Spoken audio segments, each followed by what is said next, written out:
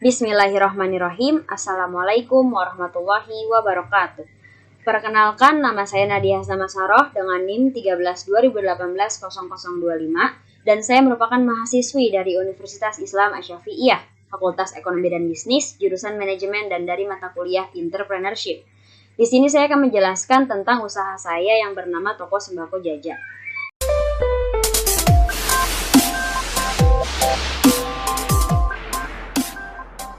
Kita mulai. Tentang bisnis saya akan menjelaskannya ke dalam 4 bagian. Yang pertama ada introduction, yang kedua ada logo usaha, yang ketiga ada BMC atau Business Model Canvas, dan yang keempat ada strategi. Kita mulai dari introduction terlebih dahulu.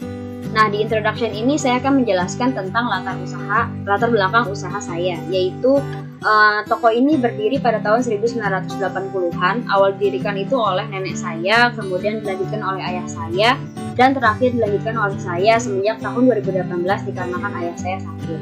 Bisa dibilang toko ini sudah menginjak ke generasi ketiga. Selanjutnya, kenapa toko ini dinamakan Toko Sembako Jaja? Nah, toko ini dinamakan Toko Sembako Jaja karena mengambil nama dari ayah saya, yaitu Zakaria, dan dipanggil Jaja. Selanjutnya, ada produk apa aja sih yang dijual di toko ini? Nah, toko ini menjual berbagai macam produk, di mana produk-produk tersebut merupakan kebutuhan-kebutuhan yang diperlukan untuk kehidupan sehari-hari. Produk yang disediakan di toko ini merupakan bahan-bahan pokok atau bisa dibilang sembako. Berikut merupakan contoh-contoh dari produk yang ada di toko ini, di antara lain ada gas LPG, ada beras, ada telur ayam, ada aqua galon, ada tepung, dan lain sebagainya. Lalu kita lanjut ke logo usaha. Nah, ini merupakan logo usaha dari Toko Sembako Jaja, di mana dalam logo tersebut sudah cukup menjelaskan dan juga memberitahu apa itu tentang Toko Sembako Jaja. Lalu kita lanjut ke BMC atau Business Model Canvas. Business Model Canvas dari Toko Sembako Jaja yaitu terdiri dari yang pertama ada customer segment. Target customer dari toko ini tuh siapa saja? Nah, kita bagi menjadi 2, yaitu untuk keperluan bisnis dan juga untuk keperluan individu. Di mana untuk keperluan bisnis itu mencakup pedagang rumahan dan juga pedagang kecil seperti warteg, tukang siomay, pedagang nasi kuning, pedagang soto ayam, pedagang rujak, dan lain sebagainya. Dan juga ada keperluan individu yaitu mencakup ibu rumah tangga dan juga masyarakat umum. Yang kedua ada customer relationship.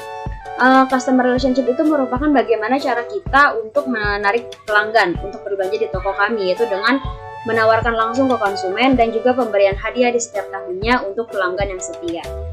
Yang ketiga ada channel.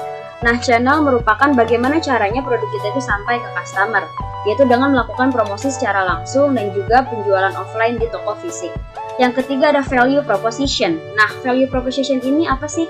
Value proposition adalah produk apa yang kita tawarkan dan apa keunggulan yang kita miliki gitu. Nah, di toko ini menjual produk sembako yang bervariasi dengan harga yang terjangkau dan menyajikan pelayanan yang cepat dan ramah, dan juga memberikan harga grosir untuk pembelian dalam jumlah banyak. Selanjutnya ada key activity, yaitu aktivitas bisnisnya itu ngapain aja. Nah, di toko ini kegiatan bisnisnya itu yaitu melakukan pembelian stok barang dan juga melakukan penjualan. Selanjutnya ada key resource, di mana itu merupakan sumber daya atau aset penting yang kita punya agar bisnis ini dapat berjalan. Di antaranya ada modal usaha, alat transportasi, dan juga barang sembako. Yang selanjutnya ada key partners, yaitu mitra kerjasamanya itu dengan siapa saja. Tentu saja kami bekerja sama dengan supplier barang sembako di agen yang ada di pasar. Contohnya ada toko Sinarmas, toko Sumber Jaya Plastik, toko Sumber Raya Beras, dan juga toko HS Agung.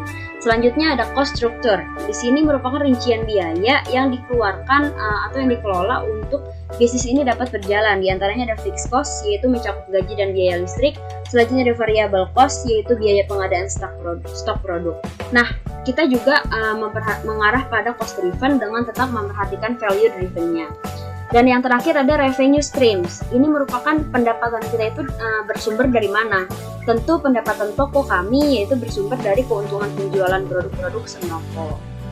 Lalu nextnya kita lanjut ke strategi. Strategi di sini saya bagi menjadi 2. Yang pertama yaitu untuk strategi untuk mendapatkan customer, yaitu dengan cara memberikan informasi yang bisa disampaikan dari mulut ke mulut. Karena toko ini berbasis offline, jadi kami melakukan promosi tidak lewat media sosial tapi melalui mulut ke mulut gitu. Dan yang kedua ada menyajikan kelengkapan dari produk yang di toko lain tidak tersedia. Keunggulan dari toko kami yaitu menyajikan barang langka yang mungkin di toko lain itu susah untuk ditemukan. Jadi itu merupakan salah satu nilai plus agar para customer itu berbelanja di toko kami. Dan yang ketiga ada memberikan harga terjangkau dan selalu memberikan bingkisan atau hadiah atau juga bonus di akhir tahun kepada para pelanggan yang setia sebagai reward karena mereka telah setia berbelanja di toko kami. Dan yang kedua ada strategi untuk mempertahankan customer. Kita semua tahu untuk mendapatkan customer itu tidaklah mudah. Maka jika sudah mendapatkannya kami akan mempertahankan semaksimal mungkin. Yang pertama dengan cara memberikan pelayanan yang memuaskan yang kami bisa dan yang kami mampu. Yang kedua ada selalu menjaga kualitas dari produk yang ditawarkan, terutama menjaga kualitas produk kami dengan selalu mengecek tanggal expire secara berkala agar pelanggan tidak merasa kecewa dengan kualitas yang kami tawarkan. Dan yang ketiga ada produk yang dicari pelanggan harus selalu ada dan tersedia. Jangan sampai barang yang dicari pelanggan itu stoknya kosong karena itu akan membuat para pelanggan beralih untuk berbelanja di toko lain. Dan yang terakhir ada selalu update tentang harga yang terbaru dari setiap produk yang dijual. Selalu update tentang harga itu maksudnya apa ya? Nah, selalu update tentang harga merupakan kenaikan dan penurunan harga yang waktunya itu tidak bisa ditentukan. Nah, kita juga harus selalu mengeceknya agar tidak ada asumsi yang mengatakan oh di toko lain lebih murah, di toko ini lebih mahal, dan di toko ini lebih murah, kok di sana mahal. Nah, itu akan sebisa mungkin kami hilangkan asumsi seperti itu. Nah, mungkin kiranya cukup sekian penjelasan dari usaha saya. Terima kasih atas perhatiannya. Mohon maaf bila ada kekeliruan dalam penjelasan. If you can need more of information, you can find me on Instagram. Jangan lupa berbelanja. Terima kasih. Wabillahi taufiq wal hidayah. Wassalamualaikum warahmatullahi wabarakatuh.